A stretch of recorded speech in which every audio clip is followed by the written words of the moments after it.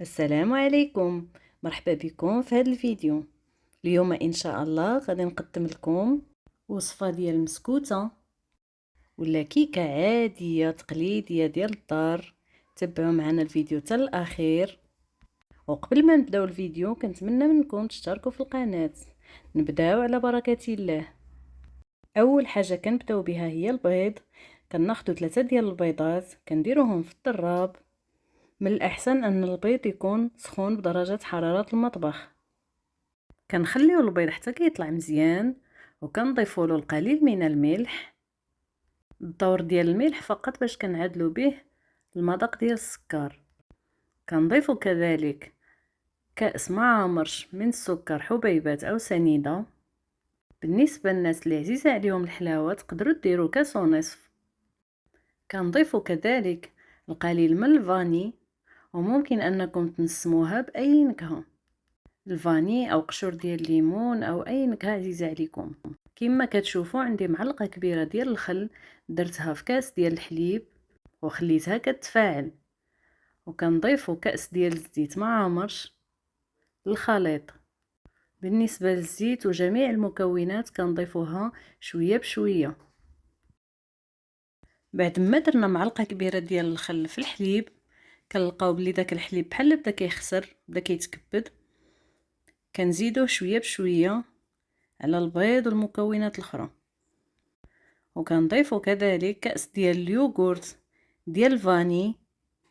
ممكن انكم ديروا يوغورت مسوس. بالنسبه لهاد المسكوته كل ما خدمتوها مزيان بالضراب او بالضراب اليدوي بيديكم كتجي طالعه وكتجي هشيشه. بقالنا الدقيق غنضيفوه شويه بشويه. بالنسبه للدقيق ضروري انكم تغربلوه. وكنضيفوا كذلك 2 ديال الخمارات ديال الحلوى بيكين باودر تقريبا 16 ديال الغرام. كنستمروا في التخلاط وكنضيفوا الكميه ديال الدقيق كلها. انا هنا استعملت 3 ديال الكيسان ونص ديال الدقيق. منين كنساليو الكميه ديال الدقيق كلها كنقسموا الخليط على 2 وكنضيفوا بودره الشوكولاته على النصف. كناخذوا مول اللي كيدخل الفران. انا هنا استعملت المول اللي طويل. كناخذوا نصف ديال الخليط اللي ابيض وكنديروا فقط النصف ديال الكميه ديالو. الا بغيتو مسكوته تجي فقط بيضاء بلا ما تضيفوا الشوكولاته. بعد ما خوينا النص ديال الكميه ديال الخليط الابيض كنضيفوا فوق منه النصف ديال الكميه ديال الخليط اللي فيه الشوكولا. وكما كتشوفوا كنبقاو حتى كنكملوا الكميه كلها ديال الخليط. وفي هذا الوقت كتشعلوا الفران على درجه حراره 180 او الفران يكون على درجه منخفضه. وغتشعلوا الفران فقط من الاسفل. كتدخلوا المسكوته وكتخليوها تقريبا 40 دقيقه حتى ل 45 دقيقه. ومن بعد كتشعلوا عليها من الاعلى باش تحمر شويه وتاخذ داك اللون المذهب. وكما كتشوفوا كيكون هذا هو الشكل النهائي ديال المسكوته اللي حضرناها. ندوزو دابا باش نزينوها. كنقترح عليكم هنا نزينوها بالشوكولا وبالقليل من اللوز اللي محمر ومهرمش. كنخلطوهم بجوج والشوكولا راني ذوبتها في حمام مريم.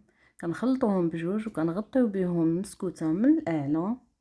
ممكن كذلك انكم تزينوها بالقليل من الكونفيتور والكوك او اي حاجه من الاختيار ديالكم او فقط تحتفظوا بها كما هي. وكتكون هذه هي الوصفه ديال اليوم. كنتمنى انها تكون عجباتكم.